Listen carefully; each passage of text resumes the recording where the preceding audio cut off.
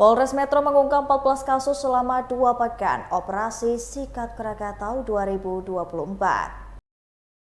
Polres Metro Polda Lampung menggelar konferensi pers dalam rangka pengungkapan kasus Operasi Sikat Krakatau 2024 selama 2 pekan pertama pada Mei 2024. Berdasarkan dari pantauan tribunlampung.co.id di halaman Mapolres Metro, konferensi pers itu dihadiri oleh Wakapolres Metro, Kasat Reskrim, Kasihumas beserta jajaran. Terlihat juga para tersangka yang juga dihadiri para konferensi pers penangkapan dan juga pengungkapan kasus pada Operasi Sikat Krakatau 2024 tersebut. Ada sebanyak 10 orang tersangka dihadiri di acara konferensi pers tersebut dengan mengenakan baju tahan berwarna biru gelap dan juga orange. Beberapa barang alat bukti terkait dengan pengungkapan kasus tersebut juga telah diletakkan pada meja konferensi pers. Terlihat juga ada tabung gas berukuran 3 kg, senjata api rakitan dan peralatan kabel listrik Telkom. Kasus curanmor, kita berhasil menangkap 5 orang pelaku curanmor di wilayah Metro. Dari 5 orang tersebut 5 perkara, namun ada beberapa 1 orang yang melakukan beberapa TKP atau melakukan curanmor di beberapa TKP di wilayah Polres Metro. Kemudian ada 1 pelaku curanmor di kita, namun beliau sempat kabur dan alhamdulillah tertangkap di Polres Tangerang. Namun kita sudah koordinasi ke Polres Tangerang. Untuk saat ini yang bersangkutan disidik di sana. Namun nanti akan diinformasikan ke kita kapan kita akan berangkat ke sana untuk melakukan penyidikan juga. Kemudian dan untuk modus operandi yang dilakukan oleh para pelaku ini sebenarnya seperti apa sih? Dan karena kan curanmor di Kota Metro Lampung ini sudah sering terjadi gitu, dan berdasarkan keterangan pelaku seperti apa modus operandi dilakukannya? Ya, terima kasih. Jadi modus curanmor hampir sama, yaitu mengambil motor yang terparkir yang dilihatnya merasa aman, kemudian tidak dilengkapi dengan kunci ganda, maka yang bersangkutan langsung melaksanakan melakukan pencurian. Ya, ini kebanyakan terjadi di pemukiman padat dan juga di parkir pertokoan. Jadi di kesempatan ini juga kami menghimbau kepada masyarakat warga Kota Metro untuk melengkapi kendaraannya dengan kunci ganda. Dan jika ada rezeki berlebih silakan untuk dipasang CCTV, karena CCTV tersebut dapat memudahkan kami untuk melaksanakan penyelidikan. Dan kemudian dari 5 tersangka yang berhasil diamankan itu terbagi atas berapa kelompok mereka dan? Mereka sendiri-sendiri, bukan terkait satu kelompok. Ya, artinya mereka merupakan sindikat sendiri-sendiri masing-masing gitu ya. Semua pelakunya berasal dari Metro atau dari luar Metro enggak? Dari luar Metro, ada dari wilayah Lampung Tengah, ada wilayah dari Lampung Timur. Kemudian terkait tindak pidana pencurian akses ilegal di Telkom tadi. Oh iya. Seperti apa kronologinya? Ya, kronologisnya yang bersangkutan ini merupakan oknum dari pegawai Telkom. Sudah? Outsourcing. Nah, outsourcing yang bersangkutan memanfaatkan jaringan yang ada di Telkom. Jadi untuk bandwidth-nya dia punya sendiri, tapi untuk jaringannya dia memakai jaringan punya Telkom. Dia menyambungkan ke Telkom, kemudian untuk kepentingan pribadi mengambil keuntungan dari situ. Kerugian dari Telkom kurang lebih 1,3 M. Ada berapa tersangka yang kita amankan? Tersangka ada 5. Ada 5 tersangka yang sudah kita amankan. Mereka memiliki peran dan tugas masing-masing.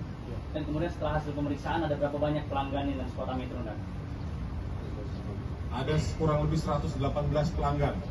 Bagaimana para tersangka ini meyakinkan para pelanggannya untuk memasang jaringan melalui mereka dan? Ya, tentu dengan iming-iming harga murah, jaringan kencang dan tidak terganggu atau tidak putus-putus begitu. Sehingga kemudian muncul kerugian Telkom sebesar 1,3 miliar. Iya, kurang lebih 1,3 M. Kerugian Nah, dari itu. untuk pasalnya sendiri apa dan? Pasal tetap kita kenakan. Melakukan curanmor Tahun ini loh. setahun ini. Nah, senpi itu dapat dari mana, Bang? Bukan punya saya, Pak. Terus kok ada di Abang? Ya itu nggak ada di saya, Pak, di rumah kawan saya. Di rumah kawan. Iya. Punya kawan saya yang kabur, Pak. Yang kabur itu siapa namanya? Ini teman Sawang. Abang sebagai apa bang kalau di waktu balik motor? Kalau saya kerja saya sendiri pak, saya nggak pernah bawa kawan. Caranya? Gimana? Cara maling motor itu? Saya ambil kontak gantung pak. Oh, yang berarti sudah menempel di motor Iya, ya berarti? iya. Bukan dengan menggunakan letter T, bukan? Iya pak. Terus dijualnya kemana bang? Gimana pak? Sama kawan pak. Sekarang untuk saat ini lagi dicari sama itu. Dijual berapa bang? 3 juta. Uangnya untuk apa bang? Gimana? Uangnya untuk apa? Buat senang-senang lah pak, buat jajan. Di sabu juga? Nggak ada pak. Ada, cuma buat senang-senang aja. Senang. Buat slot nggak? Ya. Abang namanya siapa bang? Februari Wibowo. Pelaku kejahatan akhir-akhir ini menggunakan sosial media sebagai lapak untuk berbisnis. Itu gimana dari polisi sendiri? Ya, untuk saat ini tentu kami tetap memantau penggunaan medsos. Mereka biasanya melaksanakan jual beli melalui jaringan medsos baik Facebook maupun TikTok ya. Jadi kami ada jaringan cyber yang selalu patroli cyber. Sudah ada tim khusus yang dibentuk? Sudah ada tim khusus yang kami bentuk. Izin dan untuk perkembangan kasus tindak pidana korupsi dan tipu gelap proyek Oh iya. yang tersangka Erwin. Iya. Sejauh ini sudah sampai mana dah? Sampai sejauh ini kita sudah tahap 1 sampai di kejaksaan.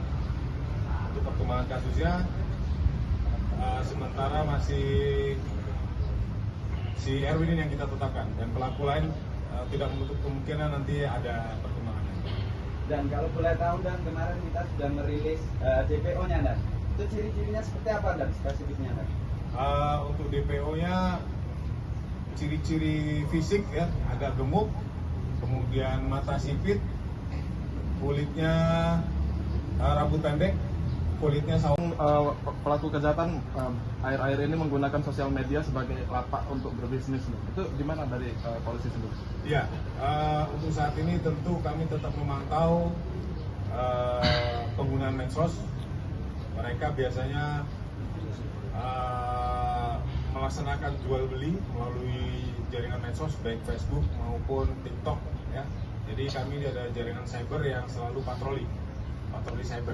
Sudah ada tim khusus yang dibentuk? Sudah ada tim khusus yang kami bentuk. Izin dan untuk perkembangan kasus tindak pidana korupsi dan tipu gelap proyek Oh iya. yang tersangka Erwin. Iya. Sejauh ini sudah sampai mana dah? Sampai sejauh ini kita sudah tahap 1 sampai di kejaksaan. Untuk perkembangan kasusnya sementara masih si Erwin ini yang kita tetapkan dan pelaku lain tidak menutup kemungkinan nanti ada perkembangannya. Dan kalau boleh tahu dan kemarin kita sudah merilis DPO-nya dan itu ciri-cirinya seperti apa dan spesifiknya dan? Untuk DPO-nya ciri-ciri fisik ya agak gemuk, kemudian mata sipit, kulitnya rambut pendek, kulitnya saung.